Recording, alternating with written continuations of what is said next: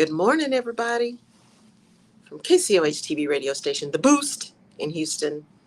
We're going to get started here shortly. So glad to have all of you here. If you're tuning in, I'm using StreamYard, so be sure to give StreamYard your permission to see your name so I can see your comments. About that time.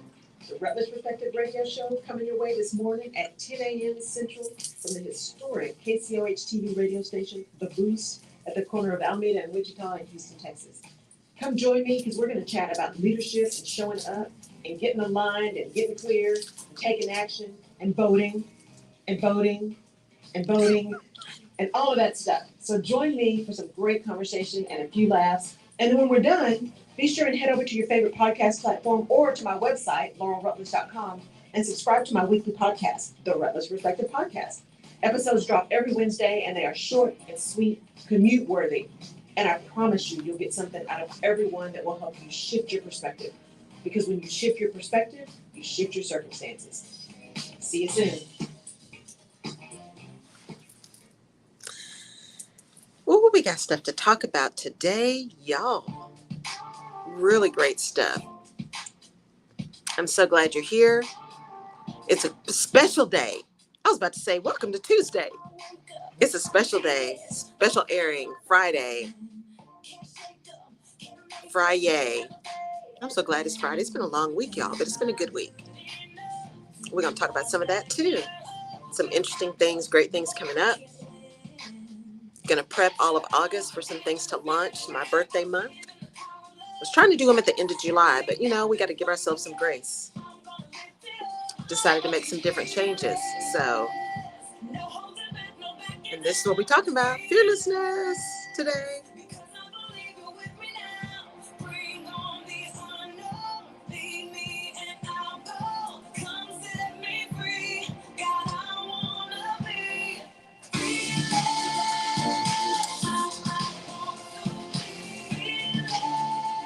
All right. Hello. We're going to be fearless today. It is Friday. Welcome to the Rutledge Perspective Radio Show live here at KCOH TV Radio, The Boost in historic 3rd Ward of Houston, Texas, sitting here at our beautiful looking glass window on the corner of Alameda and Wichita here in Houston, Texas. I'm so glad to be here. Got some new people, I'm sure, on because it's a different day. Friday, normally on Tuesday. So for those of you who are catching me today, the regular day for the show is Tuesdays at 10 a.m. Central Time. Usually you are going to see some movement in August because I've got some family stuff happening. So you're going to see some different days in August. And as we get to the rest of the year, we're just going to be doing some maybe on the spot, around the town kind of stuff coming to you in different places. So thank you for being here this morning. I'm so excited. We are going to be talking about fearlessness. Same thing that I talked about on the podcast this week that dropped on Wednesday. If you've not downloaded that, head over to your favorite podcast platform and download that. I am also looking to see if we can get to 12,000 downloads by the end of the month, which we're almost there. I think when I checked yesterday, it was like 11,850 or something. We only have 150 to go, y'all. So come through. And I'm going to have some swag stuff. We'll figure out how to get that out to a couple of winners. And I'm really excited about that. So thank you all in advance for all your support and all your help and for tuning in and sticking with me every week. And send me some notes on DM. I'm on social on IG, laurel.k.rutledge and the.rutledge.perspective. I'm on Facebook at The Rutledge Perspective, LinkedIn, Laurel-K-Rutledge. I'm on Twitter, but I'm never there, Laurel K. Rutledge. And I think I'm on TikTok at The Rutledge Perspective, but ain't nothing out there either. I'm working on it, y'all. There's just so many platforms. And Pinterest, right? Stop. So come find me on social media. Send me a DM. What are the things you'd like to talk about? Everything, alignment, vision, action, right? If it falls in those categories, I'm all about it. Also coming up on the Fireside Show, which happens on Thursday nights, starting in September, I'm moving that to Wednesday evenings at 7 p.m. And we're starting a monthly Empowerment Village one that happens on Thursdays at noon. So that's on firesidechat.com/Laurel Rutledge. Got some great guests coming up in August. Last night had Corey Gums on, who runs the Black Podcasters Association. I'm going to be putting up the replay of that. You'll also start seeing bonus episodes. So I'm going to use this as the Fireside Show as some bonus episodes for the podcast. So if you are following, subscribe to the Rutledge Perspective podcast, you'll be able to see those bonus episodes. If you're on an Android device, you'll be able to get those. It does simulcast to my YouTube channel as well, so you can catch it live if you like. But would love to have you over on Fireside, because you can jump in the audience, jump on video, ask the questions, engage, have a conversation. It's like, think about it like a studio talk show, just virtual. So come on over to Fireside and visit me there as well. That's, again, through August, it's on Thursday evenings, but starting in September, it's going to be Wednesday evenings. And then we'll have once a month Empowerment Village. That'll be midday on Wednesdays or Thursdays. Also coming up in August will be another 5-day alignment series, the free series. And the things that I'm going to be announcing in September are aligned with that. So alignment, 5-day activated alignment series will be in August. And then also at the end of August, I believe first part of September, will be the last quarterly. It's the last one, maybe the third one or the fourth one. I don't know, y'all, the days are running together. The 90-minute Clarify Your Vision Masterclass. That's also happening here towards the end of the year. So those are coming up. So stay tuned for that. I'll be announcing all that kind of stuff. So let's talk about voting. So get registered, go vote, get registered. I heard something yesterday I'll talk about in a minute that I'm really excited about. Let me rephrase that. I'm excited about it, but I'm also being mindful and, what do they say, just kind of holding my water for a minute and just waiting to see what happens. But I am cautiously optimistic. So North Carolina, you do have a runoff election that's happening next week. Most things are starting back up in August. Most votes are starting back up in August, unless you have a primary runoff. So some of those will come up, and those may not show up on Ballotpedia. So again, a great place to go is ballotpedia.org for election calendars. To find out what's going on where you are. So election calendars, they have statewide, they have primaries. This is US based, statewide, primaries, all that kind of stuff. You can also go to NDI, I believe that's .org, NDI.org, to get all of the global elections that are happening. And what's coming up soon is on the 25th of this month. So next week, Tunisia is having a referendum election. So Tunisia will be going to the polls on the 25th, and on the 31st of this month, Senegal is having a parliamentary election. So again, what happens to one of us happens to all of us. So around the world, people are voting. There are people who are going to polls, people who are taking their lives in their hands. Some of that here too, just to go exercise their right to vote and to have their opinion counted and their voice counted. So that's what's happening in terms of elections. What I'm cautiously optimistic about is this. Oh, wait, let me say this too. Vote.gov is the other place to go. It gives you all the instructions here in the US about how to get registered and whether or not your state is an automatic registration state, all of that kind of stuff. Vote.gov is a place to go about that. And then the Election Protection Hotline. You can go to When We All Vote for this.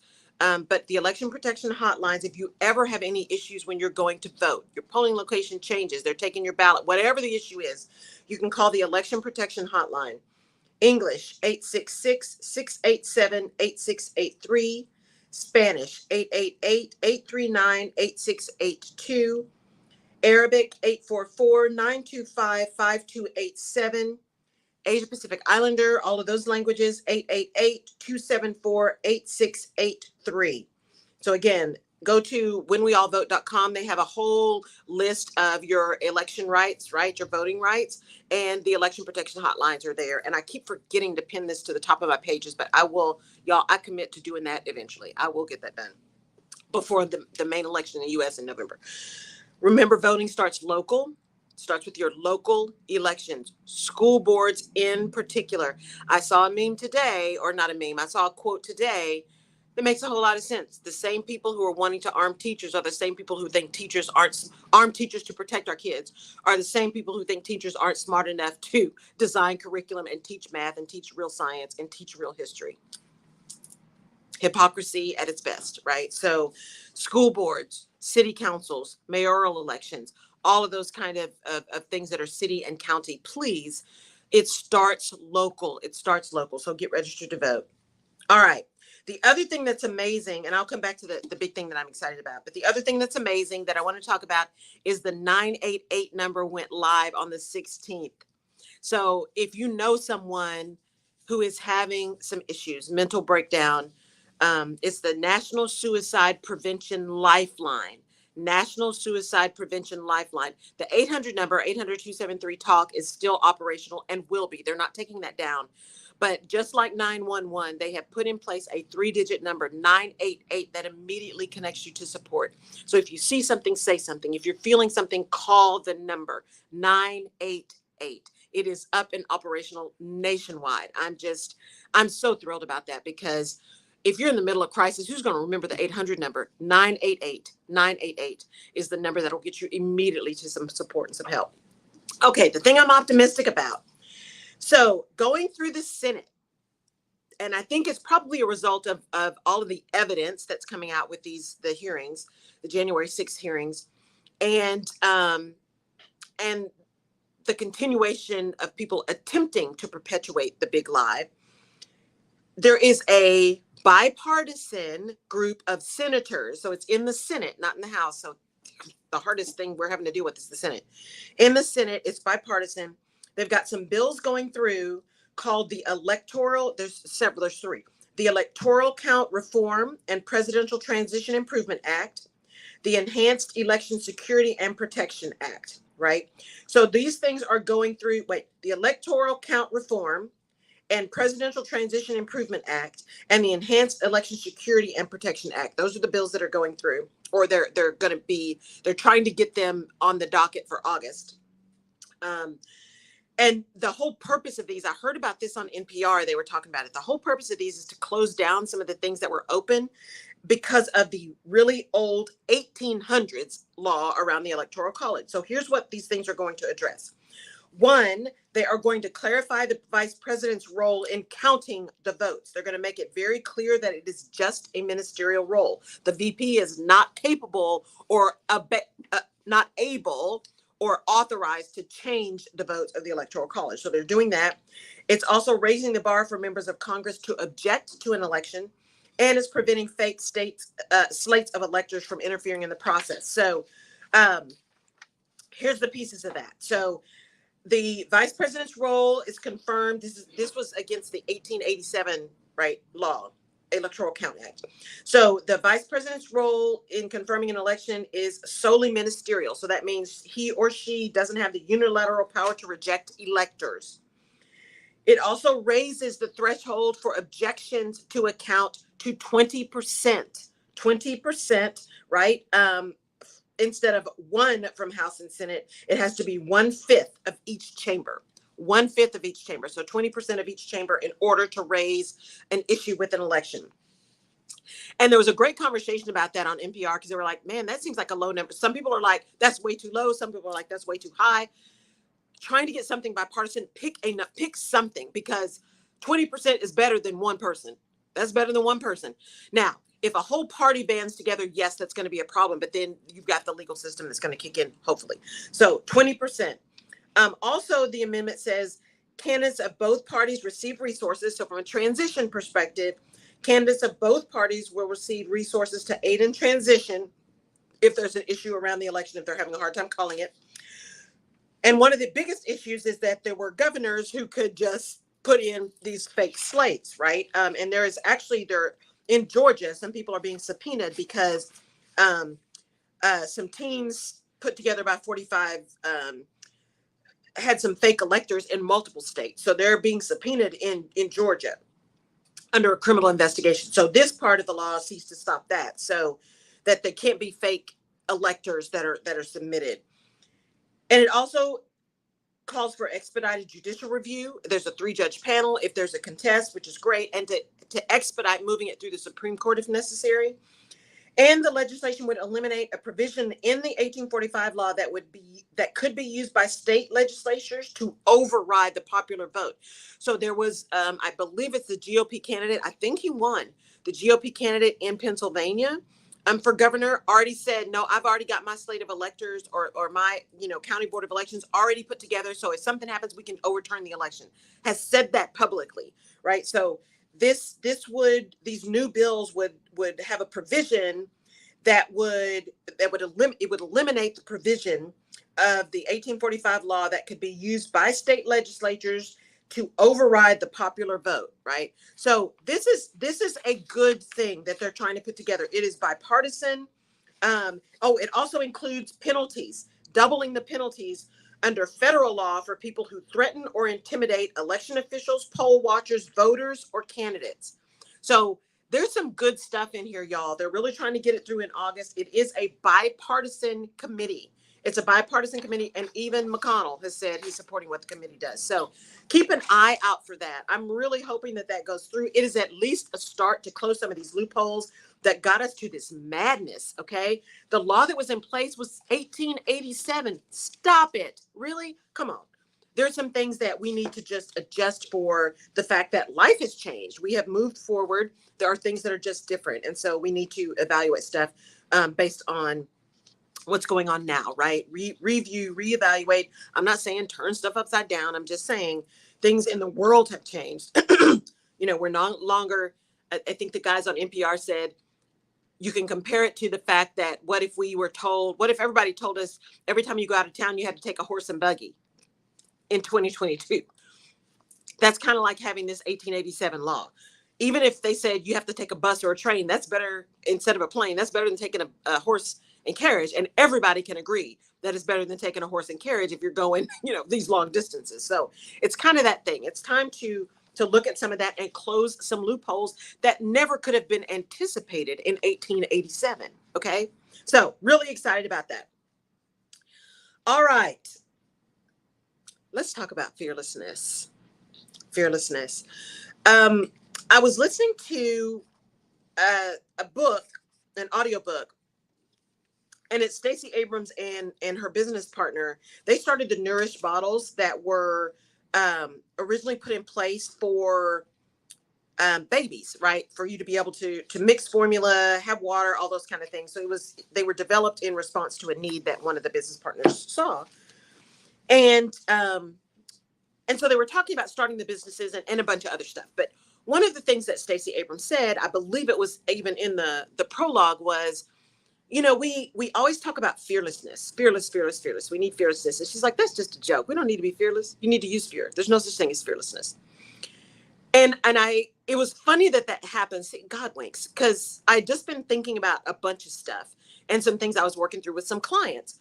And when I heard that, I was like, you know what? Here's the deal. Every time I work with a client, every single time, when we start talking about alignment and we start talking about clarifying the vision and then moving into action, what's underlying a lot, almost 9 times out of 10, because once in a while it's just a skill issue, right? But 9 times out of 10, there's some kind of fear that is stalling the person from moving forward. There's some kind of issue, some kind of concern they have about what's going on that is keeping them from moving forward. And so when I heard Stacey Abrams say that, I'm like, yeah, it's not about being fearless. So we hear, do it afraid, just take the leap. You just got to be fearless, and all of the acronyms about fear. It's either, forget everything and run, or face everything and rise, or false evidence appearing real, right? We got all this stuff that says what fear really is. And all of those things are true, and it's really cool, and it's a good way to think about it. But we also have people who talk about their kids being fearless. And I have a friend in particular, he used to talk about his daughter when she was young. And in particular, he had this situation where they were at a pool, and she had her little water wings, and he was like, just jump. And he said, she's just fearless, man. She will do anything. If I just say just do it, she will do anything. And I got to thinking, but is that a good thing? And is she really fearless? Because we talk about fearlessness. Is she really fearless? Or is she, in her, at this time, like 5 or 6-year-old mind, managing her risk tolerance? Is she making a 5-year-old judgment around, is the pain worth it? Because see, I'm thinking about jumping off. I got these water wings that I know help me float, and I'm looking at my daddy. Right? I'm looking at my mom, I'm looking at my parent that I know is going to catch me. They've never let me fall. So is it really being fearless, or is it just, no, I've evaluated the situation and I trust that the outcome is not going to hurt me? Is that really what we're talking about? And so when I heard Stacey Abrams say that, and then she talks about how she's got a really high risk tolerance level for risk, really high level for risk. We have a tendency to think of especially those going out in entrepreneurial spaces or those moving into big leadership positions. You just got to be fearless. You got to show up and be fearless. Just do it afraid. And I think the contrary to that is no, take that fear and use it as a tool. Because here's the deal, and Stacey Abrams said that too. And I've talked about this a lot. Fear is a natural nervous system response. You've heard me talk about the polyvagal theory, which was just a phenomenal learning for me. This vagal nerve, right? The vagus nerve. There's a polyvagal theory that talks about the vagus nerve, which is really your nervous system. And it talks about it in the aspect of fight, flight, freeze, faint, all those things, which are natural human responses, right? Those animalistic responses. We can't stop our nervous system from responding. It just does. Because that's the way we protect ourselves. When we sense danger, when we sense something's going wrong, it's like that gut reaction. Sometimes call it your instinct, your gut. As I told you guys, my Sabrina Rising always says, your head will lie to you, but your gut's always right. It's the same thing with that fear response, right? That is a nervous system response that says there's something in my world, there's something around me that is not going to be good for me. I don't feel safe. I don't feel like I'm going to be okay. Now, if you're in dorsal, that's that faint or freeze, right? That's that, I just don't want to do anything. I'm just going to bed. I'm putting the covers over my head. That's the call 988, right? That's the dorsal. At its worst, that's the dorsal. It is truly just freezing. You can't do anything. You just can't function. Then you've got the next level is your sympathetic. And that is your fight or flight. I call it frenetic energy. It is not necessarily in the zone, but you're able to function. Now, it could be that you're just so angry, you're like, you know what? I'm going to make this happen. It's that kind of energy sometimes, that fight or flight. I'm going to either run away because this is not going to work, or I am going to dig deep. I'm digging my heels in. You're not going to beat me, right? That's that sympathetic, that middle level. And then there's ventral, which is you're in the zone, right? You're at peace, you're calm, you get it, you see it, you're just believing. That's that ventral. And so fearlessness would say that we don't have any of those responses, right? That we're just fearless. We can do anything, we don't feel anything. And that's just not accurate, number one. But number two, it adds to it pressure that says if you're not fearless, then you're not ready. You don't want it enough, right? We start putting all those words on ourselves, those judgments. You don't want it enough. You haven't worked enough. You're not working hard enough, whatever the thing is, right? All the judgment things, if we're not just moving fearlessly into something. Fear is a good thing. You should use fear as a tool because that fear is telling you something. It's telling you, right, maybe I'm not quite prepared. Is there something around the corner? Have I really done a good risk assessment of all the things that could happen? It's not about being fearless. It's about using fear to your advantage, using fear as a tool and not letting it debilitate you, right? Not allowing it to kind of get you in that freeze mode, but more, it's almost like out of body fear, right? Like you're looking out, you're looking back at yourself going, wait, what? Okay, this something isn't right. I don't feel like I'm safe here, but why? Right? Fear allows you to short circuit your action to evaluate. Here's what I'm getting ready to do. Ooh, is that? Let me rethink that. That's what fear enables you to do. Now, of course, anything taken to an extreme can become either your best thing or your worst thing. I'm not talking about extremes. But that general fear, like fear of speaking, fear of showing up, fear of dealing with your tech, fear of managing your money because you're going to actually see the number that says you don't have nearly as much as you thought you had. All of those fears that get in your gut and prevent you from moving into empowered action, as opposed to having them be preventative factors, have it be a tool that makes you pause. Practice the power of the pause. Wait, why am I not doing this? Why am I frozen? Why am I afraid to show up? Why am I afraid to make that call? Why am I afraid to have this conversation? What is going on with me that's giving me fear around the thing? because something is holding me back. And if I can take the time, like the one acronym, false evidence appearing real, if I can take the time to evaluate the evidence to understand if what I'm feeling is good or not, accurate or not, maybe there's something else I can learn out of that that's actually going to move me forward. That's going to give me another tool. That's going to give me another opportunity to say, oh, no, this is good. It's all good. I know that there's some risk here and I'm prepared for that. I made my plan B or C or Z. I made my alternatives, but I'm good because what I'm trying to get to, I have to pass through this thing, right? We have to pass through fear to get to the thing that we want. We have to pass through fear to get to the thing that we want. You know, Jerry and I talk a lot about this time where we've been holding it down through the pandemic and what we've learned through a lot of that. And we've learned a lot together just going through as we have these conversations. And so I told her this morning when I walked in, I'm like, you know, I'm talking about fearlessness. She said, oh, that's good. Because I was just thinking about that too. And I think we put these goals or strains or constraints on ourselves, especially women, that doing it afraid actually means what we really mean when we say just do it afraid. What we really mean is don't be afraid. Don't be scared, right? Don't be afraid of that. Just do it. Just do it. Don't worry about it. Just do it. I think the better issue is, why am I afraid of this? Is that fear real? Is it based on a real story and real facts? And then what am I going to do about that? As opposed to just, I'm not scared. I'll just do it. Whatever. You can try that if you want to. That reckless abandon. There's some advantages to that too. But fear is not a bad thing. Fear is a good thing. Fear keeps you on your toes. Fear heightens your alertness, right? Fear enables you to be focused on what it is you're trying to achieve. And it's, when I say it's nervous system related, the good thing is in those fight, flight, or freeze, right?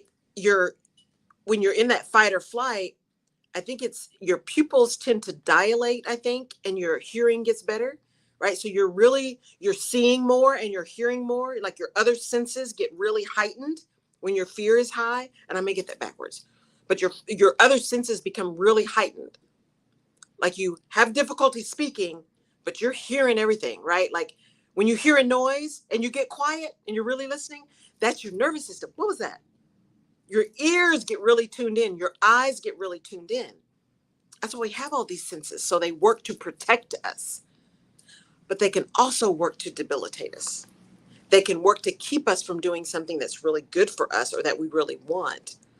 And our need to evaluate, am I afraid of it because it really isn't the thing to do? The risk is really too high, or am I afraid of it just because I've never done it before? And if I've never done it before, maybe we need to just do it. Maybe we need to just do it and try it. Because why not? Why not? Just like me doing this radio show that I didn't want to do till Jerry said, you need to do this show. Scared. I was scared. I was scared, right? I was like, no, I can't, right? I can't talk every day or every week. I can't do that. I can't think of, you know what? That was just head trash. That was false evidence appearing real. When you start hearing can'ts, that's that sympathetic. When you start hearing can'ts, you really need to pause, because those can'ts often are real. Are not real. Those can'ts are often not real. So even when I was leading people in HR, they were like, well, we can't do this. And I would often tell people, you know what? Very rarely is it a can or a can't. Most of the time it's a should or a shouldn't, because you can do just about anything. You can make any choice you want to make, but should you? It's the same thing with fear. It's not necessarily that you can't do something. It's should you or do you want to? And if you really want to, what are you willing to sacrifice or learn or experience in order to get the thing?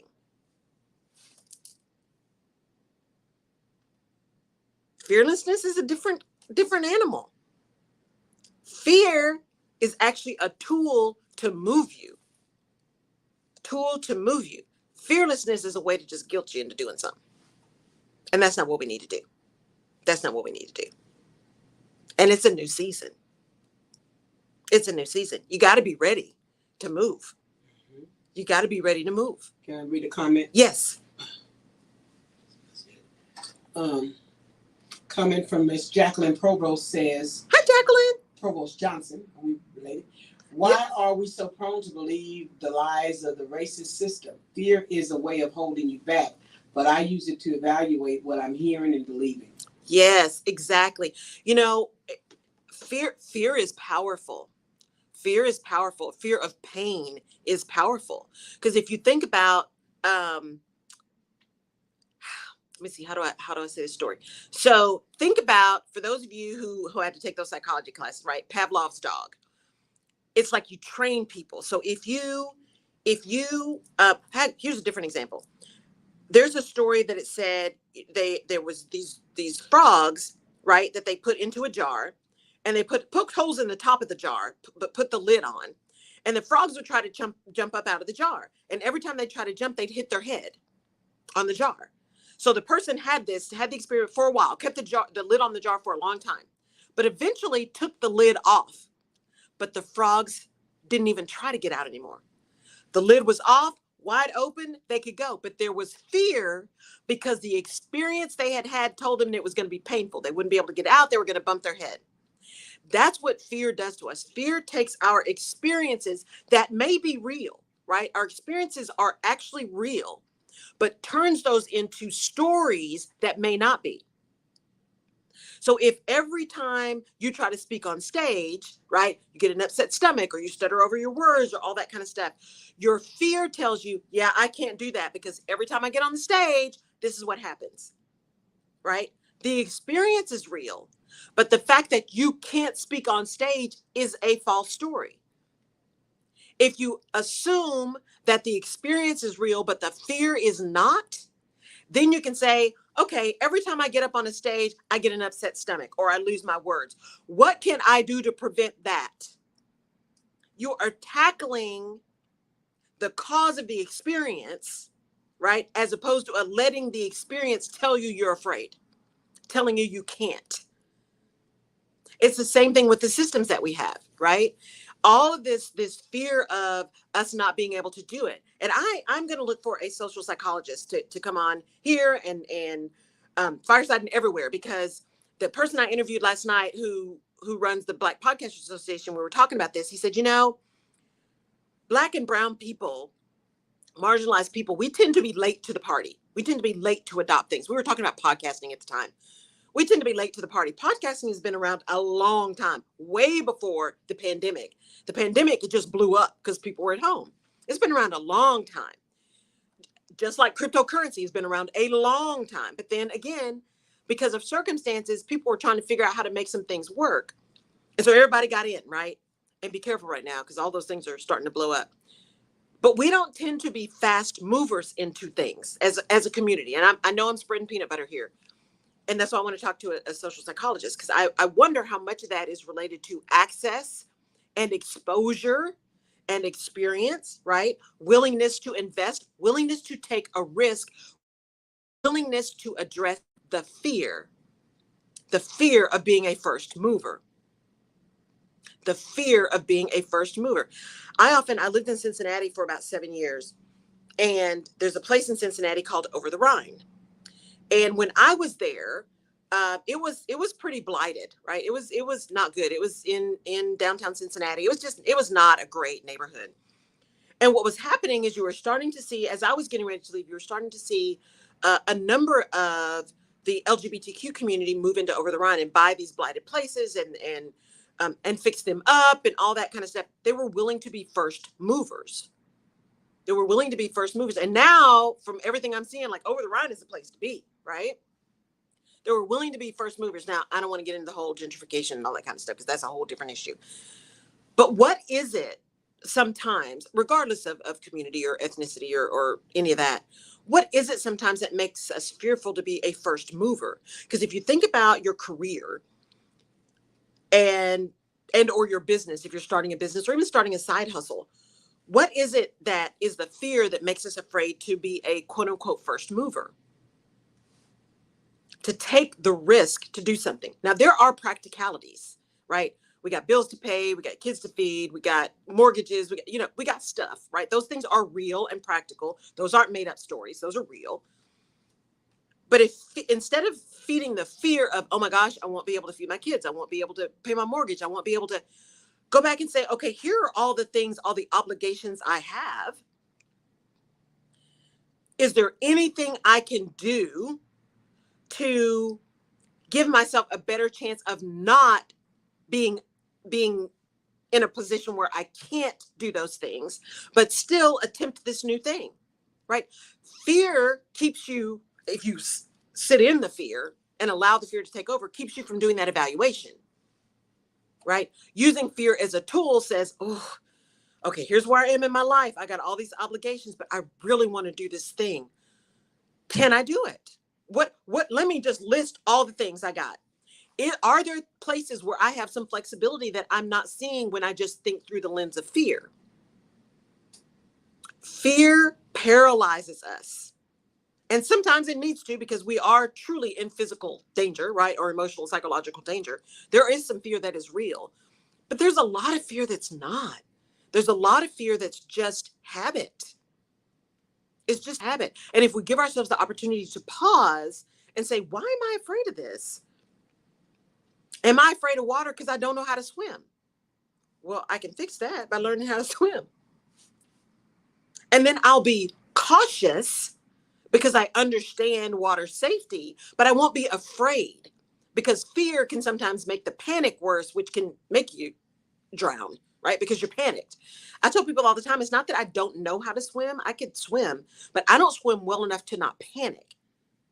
Because my parents put us in, swim lessons very early, but I was never a big, grew up in the 70s, honey. Hair was a thing when you're talking about a pool. Mm-hmm. That just wasn't happening, right? You couldn't have your press go bad. Mm-hmm. You just couldn't. So I didn't swim a lot. So I don't have a lot of confidence in especially in big bodies of water. I just don't. And so for me, it's not so much being afraid of water. It is knowing my level of swimming will have a tendency to lead to more panic, which actually causes drowning. Right? I don't want to drown because I panicked, right? But I also know what that is. And so if I decide, hey, you know what? I really want to do more swimming. I want to go in the ocean. I want to do these things. Then I go take some swim lessons so I don't panic. I address the fear because I paused and evaluated. No, I'm not afraid of the water. I am afraid of panicking because I don't swim well. And that panic would lead to drowning. And I don't want to drown. That's what I mean by using fear as a tool. Short circuit the thing and ask yourself some questions, right? Now, I also don't swim now because I don't do public pools because folks are gross, but that's just me, my own germophobia, right? So let's think differently, change our perspective on fear and fearlessness, because fear is useful. Fear makes you pause, right? Jerry's not afraid of the water. I am now, after I got that bacterial infection. Yeah, well, yeah. No, I'm hesitant. But you're absolutely right, because what was not a fear to me ever, I love water. Because I did get a bacterial infection, it became a fear that I said, okay, I can't keep that because I like water too much. Right. So it's a temporary concern to make sure everything is okay with the water before I get in the water. Exactly. See, and that's the thing. So now you'll be doing, maybe you get a different pump, right? Maybe you get a different kind of test that you do every time, but when you open your pool every year, right? Yeah. So those are the kind of things that are powerful when we use fear as a tool and not as a weapon. And when we don't say fearlessness is the only way to make things happen, because that's just not true. It's just not true. And very few of us are fearless. Everybody's afraid of something. Everybody, except maybe sociopaths or psychopaths or narcissists. Those people with real psychoses. Maybe they're not afraid, but the majority of humans are afraid of something. Something. Like, I don't do spiders and wasps. I can't. Right? I just cannot. And it's embarrassing, right? Or needles. I don't do those either. So I'm never going to be an IV drug user, because that's needles. Needles are involved, among other things. So, but really try to reevaluate and reassess what is the thing that's driving that fear for you, and can you turn it around and see what is the real story. Acknowledge that your experiences that created the fear are real. Acknowledge that, right? But then examine and pull apart the story that has now been woven around the experiences, right? Don't negate the experiences. Don't, and those of you who are out there, don't mansplain or womansplain or othersplain away, right? Marginalized people's experiences, Black and brown people's experiences. No, we really experienced this. I really did get followed around Dillard's. I really did have someone ask me, "Oh, how many kids do you have?" Those things really do happen. Those experiences are real. I've really sat in front of a board of directors and said something and been ignored, and had the guy sitting right next to me say not the same thing, the exact same words, and be praised for the idea. Yeah. Those experiences are real. Now, the story I told myself about those, like that I'm crazy, or maybe I don't know how to speak well, or maybe I don't know how to, not necessarily. Not necessarily. I had to understand the story that was woven around the fear to decide how I could address the fear so that the fear didn't paralyze me. That's the point. That's the point. You don't want the fear to paralyze you. You want to use it to catapult you or to protect you. Because sometimes when you evaluate that story, you're like, yep, that's right. I need to not do that. At least not now. At least not now. And that's okay. But you're making a conscious decision. You're making a conscious decision. And because I'm always careful about absolutes, please understand, there are some things that your gut and your intuition just say, don't do that, and you need to follow that. You may not know why, but there's something that's saying, don't, right? Don't. I'm not talking about those extremes, right? I'm talking about kind of the general everyday stuff. There are some things that your gut and your experience and your exposure and the environment that you're in and the situation says, that's not happening. Follow that. Follow that. But outside of that, take a pause. What is the story real? And what is it doing to me? What is it doing to me? We're going to give some shout outs here in a few minutes. Michelle Johnson said, I used to be afraid of dogs. I no longer am afraid, but however, I'm cautious. Yes, I love that, Michelle. Exactly, right? So again, it's one thing if it's stray dogs, because you just don't know their story. If it's a dog with somebody else, right? It's like, no, I don't do dogs. But I also know how to approach them differently or whatever. Because there are folks who walk and say, oh, can I pet your dog? And the next thing you know that they're touching the dog and then the dog's upset. And So you always ask somebody, yeah, I love little Joey. Yeah. Hey, Joey. I know he's watching. Auntie Laurel's thinking about you. Right? See? Auntie Laurel is watching for you, Joey.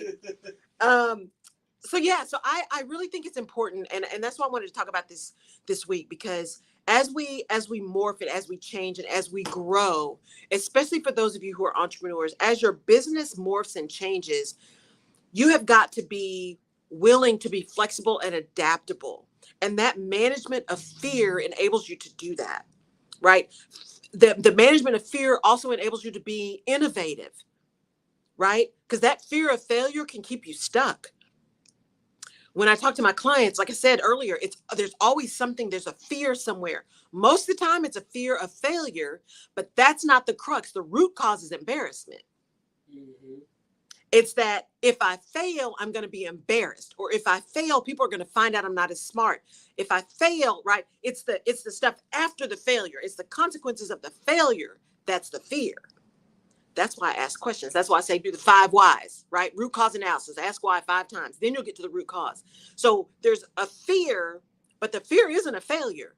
The fear is the impact of the failure on the person's reputation, on their standing, on their whatever, right? That's the fear. And so if you can turn that around to say, but you know what? Every time I fail, I learn something. And is it really a failure or is it just a mistake? Because again, we toss words around and then we assign value to those words that create impact to ourselves and to people. Be careful what you're saying to yourself, just as you are to other people. Because words matter and words have power. All right. Amen. Amen. Amen. We have Australia. Oh, yay. Hey, Australia. Mexico. Mexico. United Kingdom. Argentina. Hey, Argentina. Venezuela. Hola. Puerto Rico. Puerto Rico. Portugal. Portugal. France. Germany. Finland. Nuremberg. Love it. Doncaster. Auckland. Mm-hmm. St. Louis. Lisbon. Helsinki in mass numbers. Hey, Helsinki. Helsinki. San Francisco. San California. Fran. New York, St. Louis, Austin, Pittsburgh, Chicago, San Antonio, Kansas City, Dallas, Fort Worth, and Houston, Missouri City. Hey, Mo City. Love it. You got them in the building. Love it. Thank y'all so much. Australia, haven't seen you in a while. Maybe I have to start doing more Fridays. Thank you for coming back. Love it, love it, love it. In Portugal, I'm telling you, I'm coming to Portugal. NYC, I'm going to see y'all next week. So I'll be there with a client next week. So I'll be in NYC. I may have to find out how to do some kind of little pop-up somewhere next week. Let me think about that. Because I'll have my stuff with me, my equipment with me. Why not? Maybe I'll go find a coffee shop and just pop up. Yeah. Pop up. That's the season of popping It's up. the season of popping up, y'all. Yeah. So you never know. You never know where the Rutledge perspective is going to pop up. So be ready. Also, thank you all for showing up and for downloading and listening to the radio show, for supporting the station. Yeah. KCOH has been around forever. And it is a phenomenal, longer than us. It's a phenomenal place. It has been a phenomenal cornerstone of this community. And I am just so honored and humbled to be able to be in this studio with our lovely looking gas window on the corner of Alameda and Wichita. It is an amazing place. So thank you for tuning in. Thank you for being here. Thank you for supporting. It matters. It matters that you support, and I do not take it lightly at all. I am honored and I am humbled that you will spend time with me. I truly am. And I am working on a number of things for the end of the year and next year. I'm going to get my Spanish and French back, y'all. I am. So we can start doing some stuff in those languages together. I'm going to be doing some pop-ups. I'm going to be everywhere. Y'all going to get so sick of me. I'm going to be showing up as much as possible. Mm-hmm. And I've got some amazing things that are coming out, some swag and some stuff for you guys that will help you get aligned, that will help you get really clear on your vision, and is going to support you in moving into empowered action, because a dream without a plan is just a wish, right? A goal without a plan is just a wish. You got to move into action and give yourself some grace in all of that, because the world is messy and life is crazy and you never know what's going to happen. So you might have a plan, but always have some flexibility in your plan. Don't be too afraid to be flexible. Organizations, leaders within organizations, I need you to not be afraid of saying, whoop, that didn't work. Let's adjust. Be ready, willing, and able to adjust. Be open enough to get feedback quickly. You want good news to travel fast. You want bad news to travel faster. Don't be afraid of bad news, because if you're afraid of bad news, that means your people are going to be afraid to bring it to you, which means you get surprised. Mm-hmm. Which means things go downhill that could have been prevented had someone said something, right? I use this because we used to use it when I worked at Deloitte, is, when you think about the Challenger disaster, it wasn't that people didn't know that there was a problem with the O-rings. It's that there was not a mechanism or a culture that enabled the people that knew to get it to the people who made decisions. That's the problem, right? As leaders, you've got to create feedback mechanisms for people to tell you when stuff is jacked up. You want them to tell you when stuff is great too, but you really want them to tell you when you're about to get blasted for something. You need that. Don't be afraid to understand that things are going wrong. You want to know because you want to be able to adjust. You want to be able to adjust. It is okay for things to not be perfect. In fact, very few things will be. So stop trying to be fearless. Now, if you got to tell yourself I'm fearless in order to move, okay, so be it.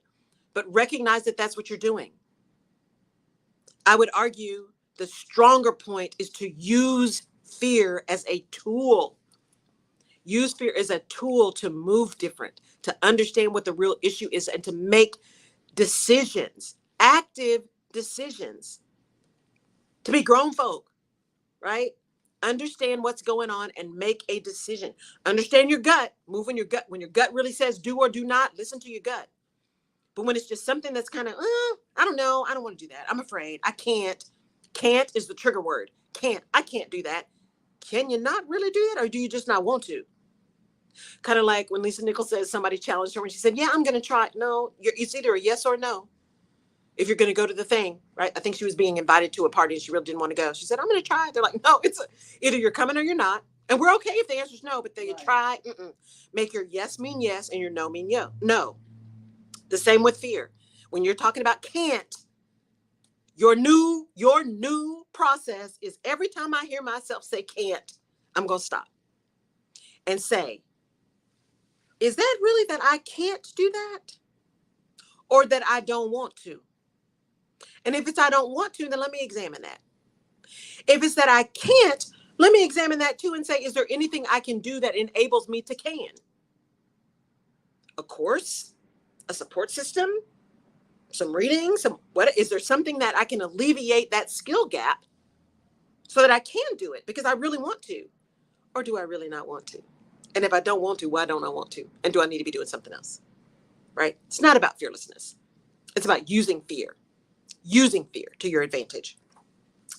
And let me be clear too, because I just heard myself say that.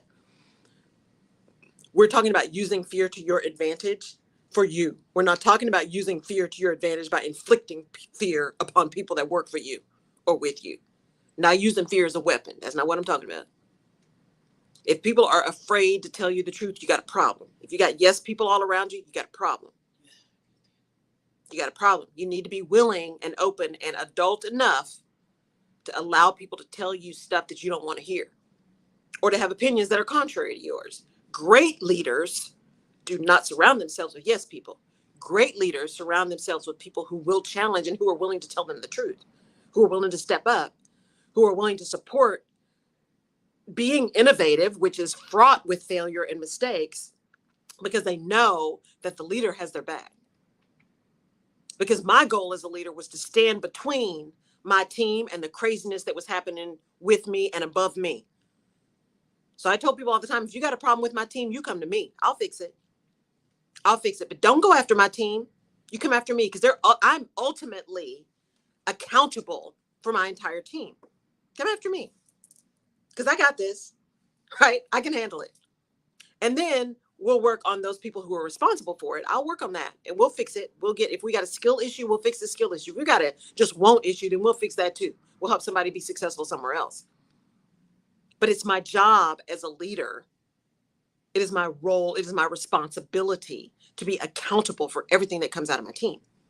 As a business owner, I'm accountable for everything that comes out of my business. Now, there's other folks that are responsible for executing things, and so I hold them accountable for their duties. But ultimate accountability rolls up to me. And so I cannot be afraid to have an early warning system. And I cannot be afraid to be honest with me about what I don't want to do and what I can't do and how I'm going to spend my resources to fill the gap of the can'ts. Resources being time, energy, and money. Because sometimes it's either going to cost you time or it's going to cost you money. You just got to decide which, if it's something you really want to do. All right. Laura, can we share something real quick? Yes. When you're talking about fear, and I'm noticing something, you're talking more and more about the legendary looking glass window today. Yeah. And amazingly, it's because you and I, you know that there's a board in this window. And I had gotten a call on Thursday that Pete said somebody shot the window or whatever. Mm-hmm. Immediately, fear was not in my heart. Right. Because I would have been like, whoa. Somebody shot the window. And I would have called you and said, Yes. somebody shot the window. Right. And we can't come. And I ignored it, Yep. that Mr. Hall take care Yes. of it, got it fixed or whatever, and got the board up there. But nonetheless, it was like you just said, you have to stop. But fear made me mad because I started thinking, I've been promoting, we're in the window, we're on the block and around the world. And it's been opening so many doors. And the station is, and I'm glad you mentioned the station.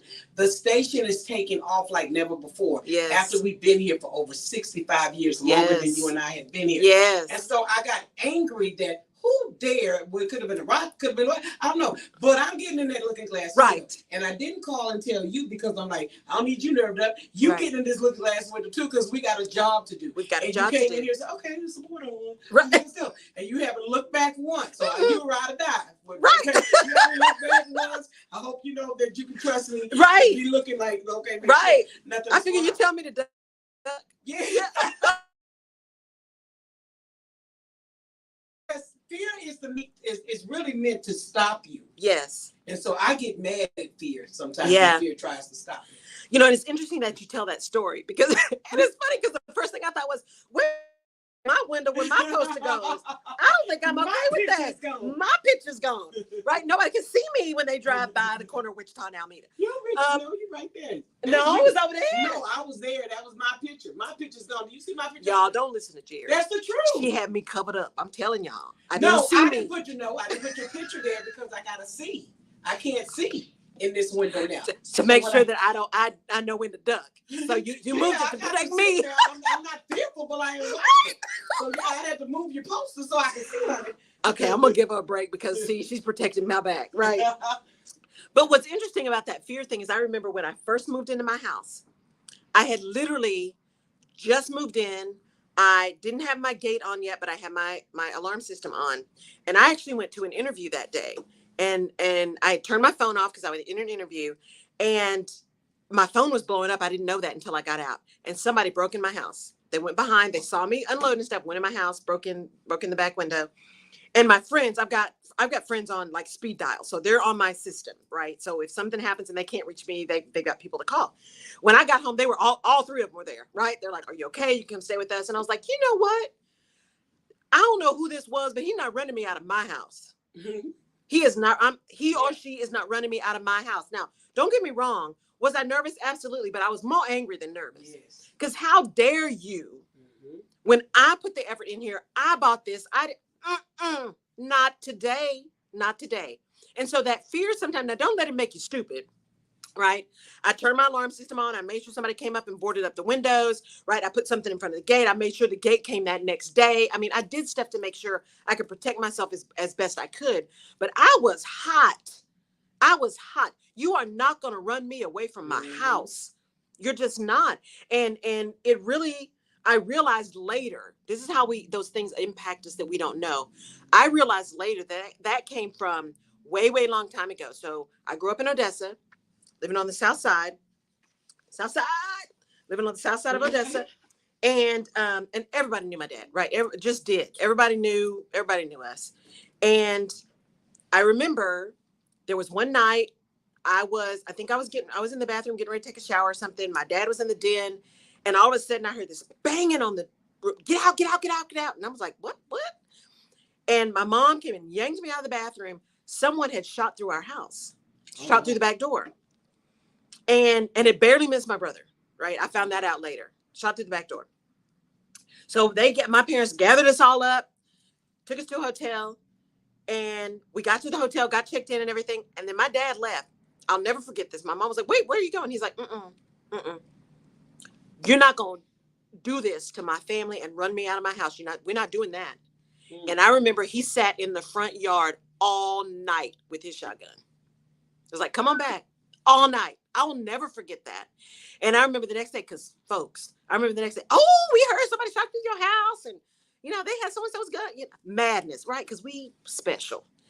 And I will never forget that. And only when I heard myself say the words, I'm not leaving my house, did I realize, you know what? That's what my dad did. And that's what he felt. That's what he felt. I worked too hard for this. I am doing everything I can to keep myself safe and my family safe. And he did so much for that community too. The gall of somebody to shoot through that because they were mad because he probably suspended somebody's kid or something. Really? So that fear can make us do stupid stuff. It can. But fear can also catapult you into anger to say, no, we're not doing this. We're going to have to do something different. I'm not going to be stupid, but I'm not going to be a pushover either. I'm not going to be a pushover either. So use the fear because we all have it. Use the fear as your tool to push you or support you or move you where you need to go. Good. All right. Okay, y'all. Thank Shout out you. to our first time listener, Kenneth Moore. Hey, Kenneth Moore. Thank you so much for tuning in. Also to my pastor, Pastor Gary Baker. Hi, He's Pastor. tuned in today. Love it. And we got, of course, Cynthia. Thank God for Dr. Cynthia and my and nephew, Jacqueline. Joey. Thank you so much. Dr. Jacqueline, too, I think I heard you say. Yes. Thank y'all so much for tuning in around the globe, around the country. I really appreciate it. I am going to be doing some pop-ups, so y'all just pay attention. I may be in your city. And let's get to 12,000 podcast downloads, and I'll have a couple of things I want to give away, so I'll figure out how to do that. Thank y'all. Have a great weekend, and I'll see you next week. Tuesday, next week, we're back on regular time, Tuesday, with my guest, Diamond Young, who started the Black Directory. It's a directory of Black businesses, Black-owned businesses. Diamond Young will be here in studio with me next week, 10 a.m. Tuesday. See you then. Bye, everybody. Thank you, guys.